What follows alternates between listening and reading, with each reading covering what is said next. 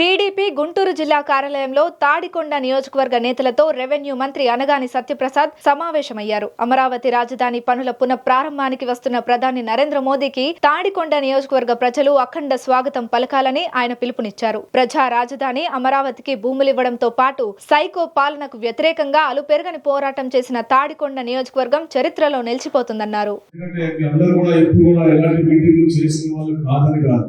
లేదా మీకు తెలియదు ప్రతిష్టాత్మకమైన సమయం ఇప్పుడే సోదరు చెప్పింది కనుక ఇది మన బాధ్యతగా మనం చేయాల్సిన అవసరం ఉంది.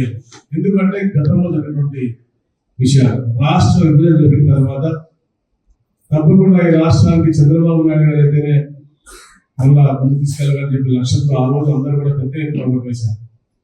అయితే దానికంటే ముఖ్యంగా అధిమానుషు పరిపాలిస్తుంటే ఈ ప్రాంత వాసులందరూ కూడా చాలా మంచిగా సానుకూలంగా స్పందించి ఇక్కడ భూములు అంటే ఒక ఆనందంగా ఇచ్చారు.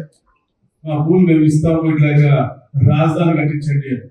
కానీ దానికంటే కూడా ఎక్కువగా బాధపడ్డారు. బాధ ఎందుకు అంటే 2019లో మన ప్రభుత్వం పోయిన తర్వాత సైకో పరిపాలన వచ్చినప్పుడు వారు పెట్టినటువంటి హింస అంటే ఇక్కడ నిర్వీర్యం చేయాలన్న లక్ష్యంతో వాళ్ళు 3 ముక్కలాడటం, 3 రాజధానులు అంటూ 3 ముక్కలాడటం, అదే కాకుండా కక్ష సాధింపులో ఒక కులానికి ఒక ప్రాంతం ఒక దాన్ని కన్ఫైన్ చేసి ఈ ప్రాంత ప్రజల్ని టార్గెట్ చేసి ఇక్కడ ఇంటికి వస్తే అప్పుడు జరగకూడదు లక్ష్యంతో బయట ప్రాంతంలో నివసిస్తున్నటువంటి వాళ్ళ అనువాయులకు వాళ్ళ బంధువులకు ఇక్కడ డెవలప్మెంట్ ఇచ్చి ప్లాట్ ఇచ్చి మీ ముందు కించపరిచే విధంగా కూడా ప్రభుత్వం చేసింది.